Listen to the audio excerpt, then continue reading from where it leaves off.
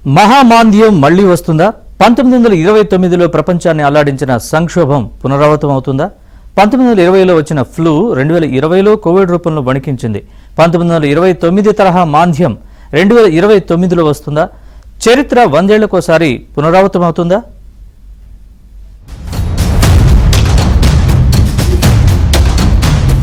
చరిత్ర పునరావృతమవుతుందని చెప్పుకుంటారు.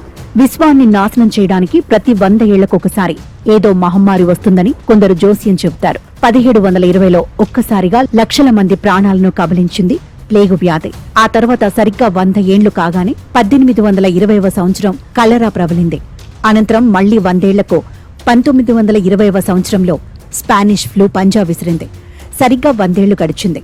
2020లో చైనాలో కోవిడ్ మహమ్మారి ప్రపంచవ్యాప్తంగా వ్యాపించి కోట్ల ప్రాణాలు తీసింది.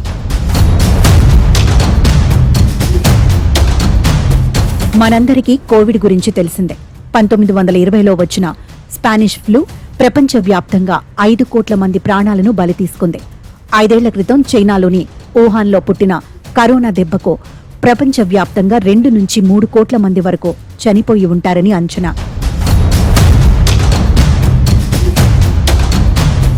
జాబ్ మార్కెట్లో లక్షలాది ఉద్యోగాలు ఊడిపోతున్నాయి. ఆర్టిఫిషియల్ ఇంటెలిజెన్స్ మార్కెట్లో కల్లోలం సృష్టిస్తుందని భయపడుతున్నారు.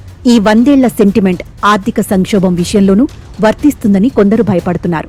1929లో వచ్చిన మహామాంద్యం తరహాలో 2029లోనూ గ్రేట్ డిప్రెషన్ తప్పకపోవచ్చన్న అంచనాలున్నాయి. ఇప్పటికే ఐటీ సహా ఇతర జాబ్ మార్కెట్లో లక్షలాది ఉద్యోగాలు ఊడిపోతున్నాయి. ఆర్టిఫిషియల్ ఇంటెలిజెన్స్ మార్కెట్లో కల్లోలం సృష్టిస్తుందని భయపడుతున్నారు. When bad things could be happening, you'll be very depressed. And we don't want to have depression, right? There's no depression. You know the best way to stop depression? Work your ass off. Work your ass off. You don't have time. You want to work so hard that you don't have time for depression. But I didn't come here looking for your money. I don't need your money. I don't want your money. All I want you to do is get out and vote. 1929లో వచ్చిన మాంద్యం మామూలుది కాదు. అది 1939 వరకు తన ప్రభావాన్ని చూపింది. ఈ మాంద్యం మొదట అమెరికాలో 1929 అక్టోబర్ 24 నాటి స్టాక్ మార్కెట్ పతనంతో ప్రారంభమైంది. ఇది కేవలం అమెరికాలో మాత్రమే కాకుండా ప్రపంచవ్యాప్తంగా ప్రభావం చూపింది. ప్రజలు తమ డబ్బును బ్యాంకుల నుంచి తీసుకోవడం మొదలుపెట్టారు. ఇది బ్యాంకులు మూతపడటానికి కారణమైంది. వేలాది బ్యాంకులు క్లోజ్ అవ్వడంతో ప్రజల నమ్మకాన్ని కోల్పోయాయి. ప్రభుత్వ జోక్యం కూడా తగ్గిపోయింది.